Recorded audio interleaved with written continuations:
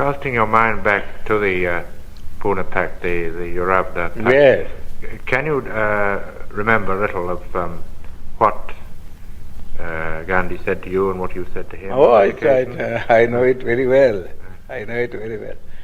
You see, the British government had, in the original award which MacDonald had given, you see, had accepted my suggestion. I said, look here, the Hindus want, you see, that there should be a common electorate, so that there may be no separatist feeling between the scheduled caste and the Hindus. We think that if you have a common electorate, we would be submerged, you see, and the nominees of the scheduled caste who would be elected, who would be really slaves of the Hindus, not independent people.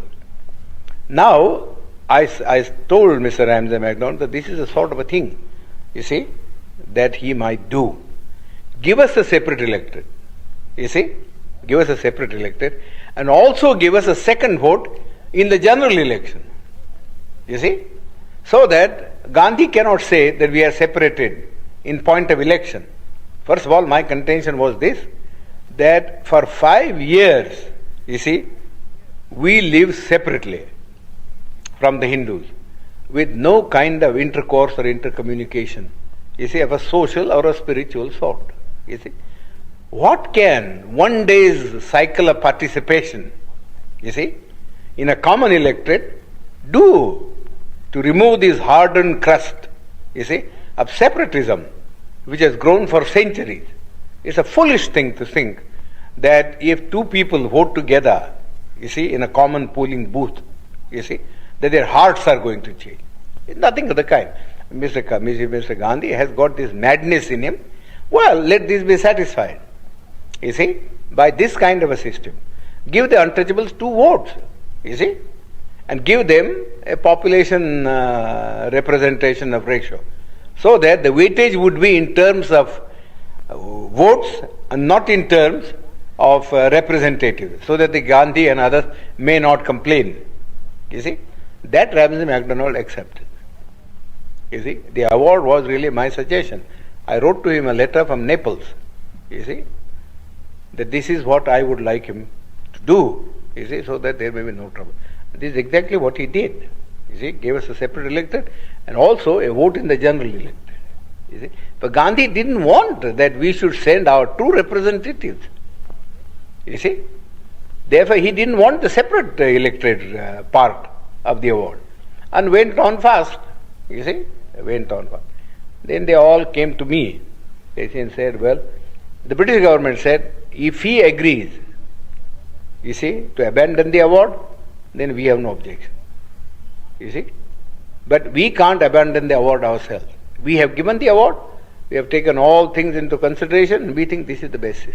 You ought to read Ramsay MacDonald's letter. It's a very clear statement that we haven't done anything to aggravate the separation. You see, in fact, we are trying to bridge it up by bringing the 2 sections together in a common electoral roll. But Gandhi's object was that we should not get, you see, free, independent representation.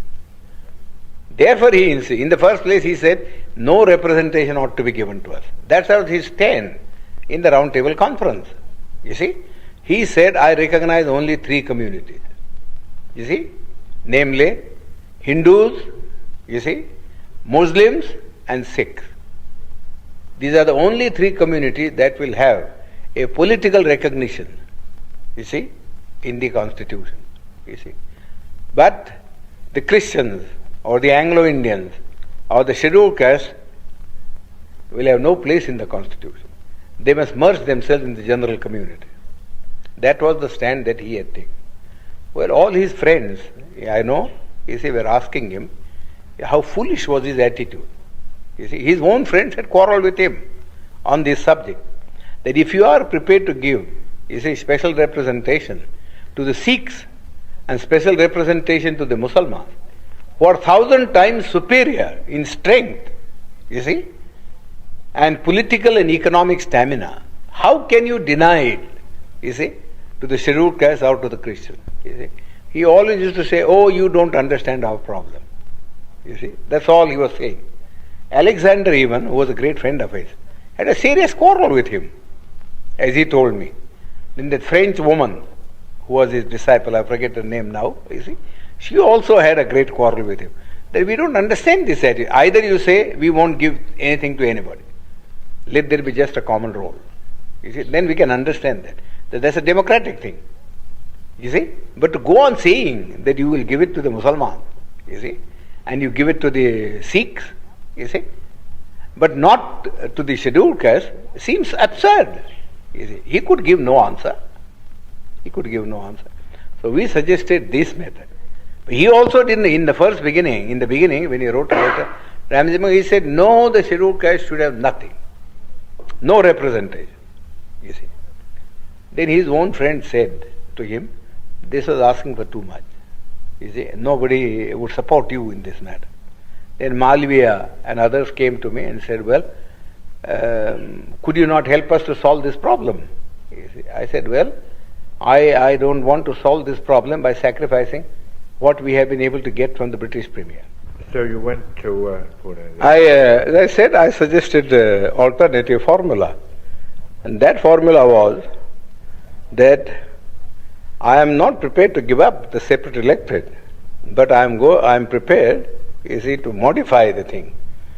You see, in this way, namely, that the candidates who would stand in the final election on behalf of the scheduled caste should be first elected by the scheduled caste themselves.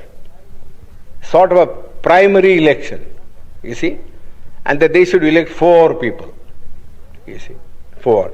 And the 4 then should stand in the general electorate, you see, and let the best one come, you see, so that we get some assurance that you don't put up, you see, your own nominees, you see, but that we do get people who will express our voice in the parliament.